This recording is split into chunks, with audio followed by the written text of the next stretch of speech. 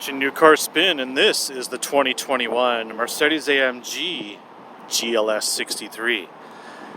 Awesome 23-inch wheels, 3-row SUV, top speed of 174 miles an hour, 4-liter bi-turbo V8 putting out 603 horsepower, 627 pound-feet of torque, plus an additional 48-volt mild hybrid system that's an electric starter alternator that also propels the car. It's rated at 21 horsepower, 184 pound-feet of torque. So this thing is a monster. It's basically an S-class of SUVs, hence GLS. Inside we have power rear seats, heated seats. We don't have a captain's chairs configuration, or what I would call an open floor plan. But we do have more air vents in here than you have in your house. So with that,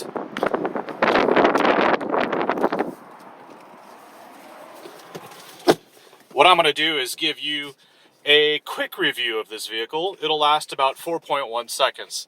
That's basically the 0 to 60 time in this massive SUV. So basically, while it does have a lot of tech, I think the most important part here is to know that when you start the vehicle, if you pull the up paddle, when you press the start-stop button, it will open the exhaust valve at the same time. So, hold back here, foot on the brake. Oh yeah!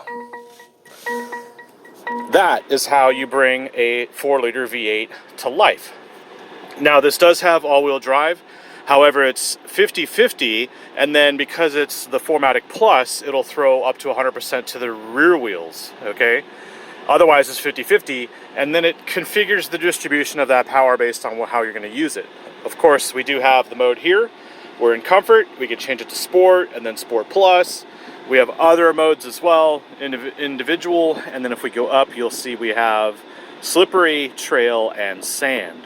And each one of these modes configures the engine and suspension and transmission into different modes. We're obviously not on sand because I'm not in Dubai, but we are in Texas, so Sport Plus. So we're going to lower the suspension, it's going to firm up, and then the powerful exhaust configuration is on. Let me go back to the home screen here. And basically this is what happens in this vehicle. Now, the tech here, there's so much to go over. I don't want to bore you on this video. I want to keep it as short as possible. By the way, like, subscribe, comment.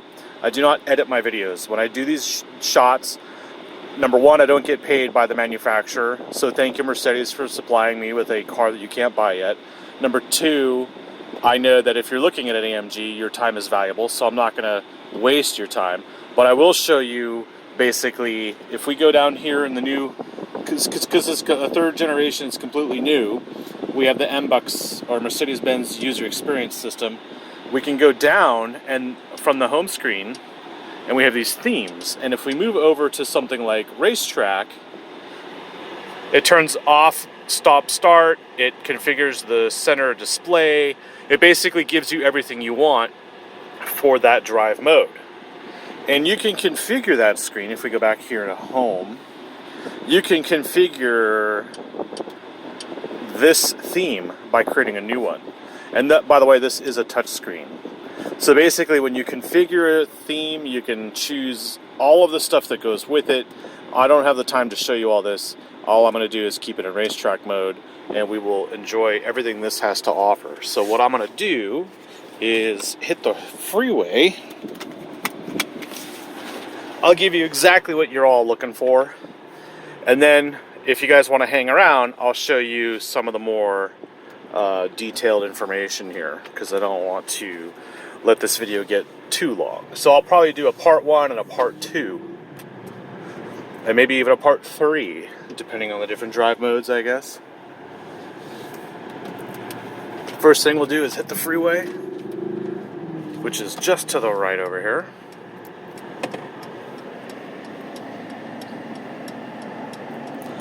And we'll do it now.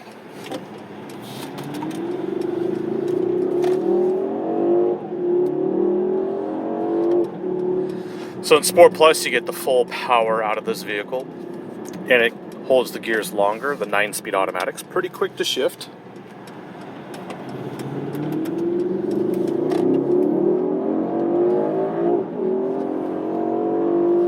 with a top speed of 174, I don't know if I would ever do that, but I would certainly try on an on-ramp. But now I gotta slow down, obviously, to get it back on the freeway.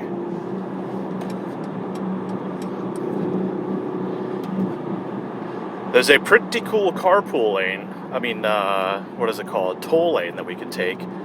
But again, 174 miles an hour in America is ridiculously fast. And if I was on an open road, like in the middle of nowhere, like West Texas, I'd still be afraid of like crosswinds or accidents like what's coming up right here.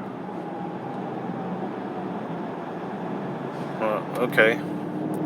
Anyway, you gotta keep your eyes open around here. The way this thing drives in Sport Plus mode is it's very firm. It reminds me a lot of the Durango SRT, which is basically the poor man's version of a GLS. And I used to own a RT Durango, and that thing was incredible, although its top speed was 118. Don't ask me how I know, but I know. And so right now, being behind the wheel of this, I have air suspension. I have 6 air vents up front, and I have an additional 6 plus 2 in the back. So that's 14 air vents, which is definitely more than I have in my home. But we also have a really cool, if I go to the menu here, let me go. You can actually, you can use the touchscreen or you can use the pad. But basically I have ionization for the air, which basically reduces odors. I don't know if it's going to kill bacteria. I'm not a scientist, so I'm not going to say anything. But we can turn ionization on or off from here, and the air freshener. So we do have a bunch of scents we can choose from, and they go right in there, inside. You see a little diffuser kind of bottle. And basically you can choose the scent you want, and it emanates from the air conditioning, and it doesn't cling to your clothes, and it actually doesn't even cling to the interior, but it's a scent in the air. Now when you have ionization on, it seems to reduce the amount of air freshener that you can smell, which shows that ionization is definitely working. But it's supposed to reduce the smell of the pollutants and the contaminants out in the outside air. So like when you're on the freeway like this or behind some trucks, you won't smell the exhaust, even though there still is a cabin filter, obviously, for the outside air coming in, because it's very, very clean in here. So from that, we'll go on with this engine, which is basically the dominating artwork here on this car, that has a carbon fiber steering wheel with Dynamica. We have Dynamica headliner as well. We have carbon fiber all over the place. If this was a house, you wouldn't measure it by 3 rows. You'd be measuring this thing by square footage. And if it had captain's chairs in the rears, it would be an open floor plan. And instead of stainless steel appliances, we have carbon fiber trim. So very nice indeed. I'm not really a fan of these cup holders. And I'm not a fan of the USB-C because I don't drive too many Mercedes. I don't even own one. And my charging cable, which works in most cars, is not compatible with USB-C here. So basically what I'm saying is if you own one of these cars, you're gonna have to upgrade more than just your style. You're gonna have to upgrade your actual phone connection.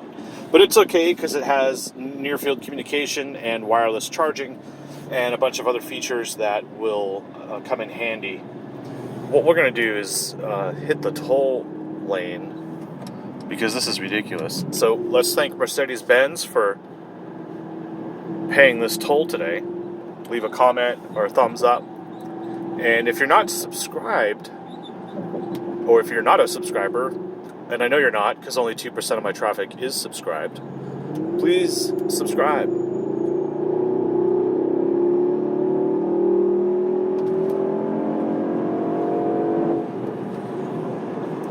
And in Sport Plus, when you slow down,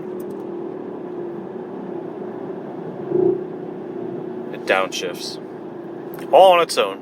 Of course, I can control it with paddles, but I'm holding a gimbal.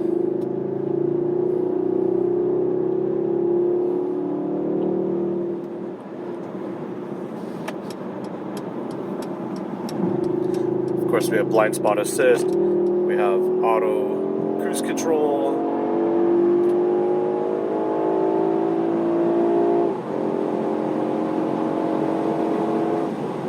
That's good enough for me. Does not feel like that speed, by the way. So yeah, 174, definitely capable. I'm not going to do it. Just, I had to give it a shot. Weirdly, that was fun. I want to do it again, but I don't even feel like this is the real speed. That's the thing. And when you're not in this kind of mood of driving and you're just maybe commuting or something else, you can just drop it down into comfort. And basically in comfort mode, the suspension softens up, the vehicle raises up to its middle point, and then obviously the transmission shifts sooner and doesn't hold gears longer, and now you're basically driving along, cruising, well, not silently, but effortlessly. Something will happen too if I go here. This is the weird part, is I have to go to the displays to get out of this somehow. If I go to classic. Okay. I've disabled stop start, but you can do it with that button down there, or you could do it here. And not only can you do it here, you can change what this button does. And this button here, which is, that's cool. I almost wish I had more options for that, rather than just 2 to choose from. And then you will see that, like when you're driving in the city, this in comfort mode will actually go into a 4-cylinder mode. Obviously not on the freeway, but it's able to switch between 4-cylinder and 8-cylinder quite rapidly, and you won't even really notice it. It's just like the Durango was. Now, obviously not the same engine, not the same company, but we do know that this GLS is the X167 platform, 3rd generation, and it is the newest of the new. So I could do things like, hey Mercedes, how can I help? Turn on the driver's seat massage. I'm switching on the massage on the driver's seat. It feels so good. We'll go one more. I think this is a pretty expensive toll. So we can turn on massage seats. Hey Mercedes.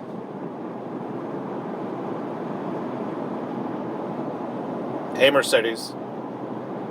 How may I help you? Open the sunroof. What is your destination? Cancel. Please repeat. Cancel.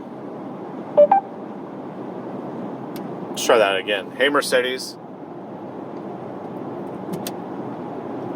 Hey Mercedes. How may I help you? Open the sunroof. Okay, I'm switching on the display. Oh, God. Okay, well, basically you could just do this if you're not that lazy, and then you get the full panoramic roof experience.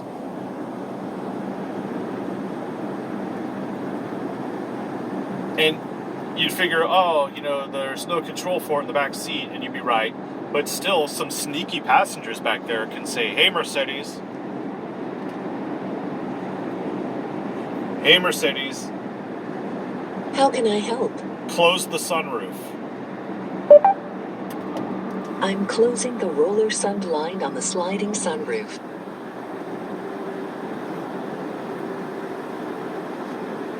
Now that's pretty neat. So you can't have it do things like lock the vehicle, but you can tell it where you want to go. You can tell it to turn the massage on or off. You can do all sorts of cool stuff with that. But obviously the driver's just going to be doing all the cool driving.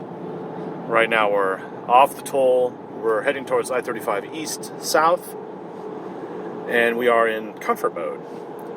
So if we go into sport mode, what happens is we get, you'll see AMG Advanced instead of Pro. So I think we're not getting the full dialed-in 603 horsepower at this point, but we are going to get the stiffer suspension, which is better to have through corners. I've done a quick comparison between Comfort Mode and Sport Plus. Comfort Mode offers a lot more squat and dive, whereas Sport Plus offers complete like stability and control. So when you're going to put your foot down, definitely do it in Sport Plus. But when you are in sport mode, it's kind of in between. There's some nasty potholes up here. I bent a wheel on these a week ago. Holy sh! Anyway, moving right along here. Once we're in sport mode on the freeway, we can open it up.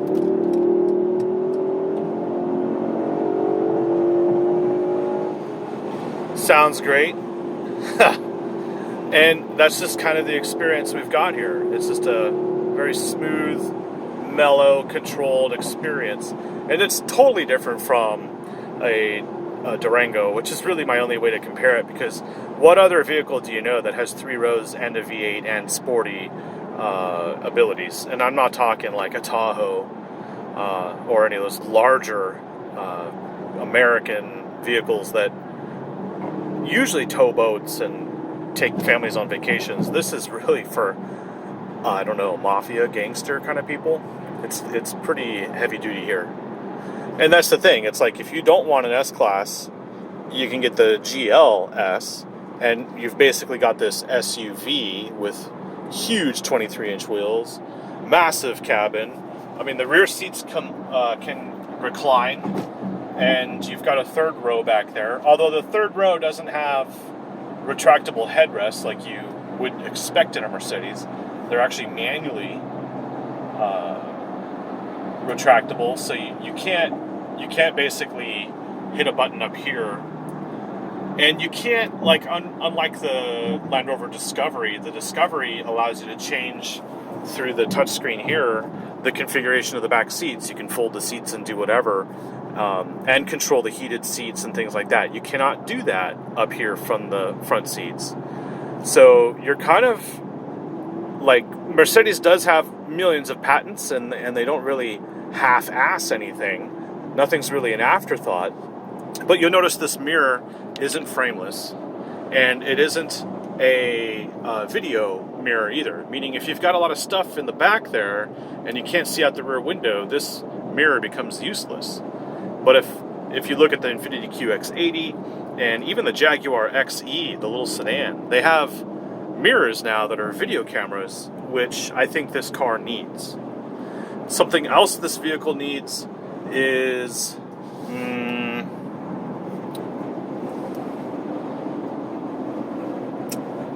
I think that's it. We have soft closed doors, and essentially, let me just put it back in comfort mode. This thing starts at $135,000. So as far as price goes, that's about the same as what you'd pay for a really loaded S-Class, and I don't think that would even be an AMG. So here you're getting into an AMG, and you have S-Class-like features, and you're basically not really breaking the bank on it. I mean, you can spend this much in options just on a Rolls-Royce Cullinan. So what I want to do is clear it out here and say thank you for watching. And I'll probably do a second part on this video just to see what it's like in different conditions. Let's just say different conditions. I don't want to guarantee anything at this point. But you're watching New Car Spin. Like, subscribe, comment. And if you want to see anything else on the GLS while I still have it, let me know. Thank you.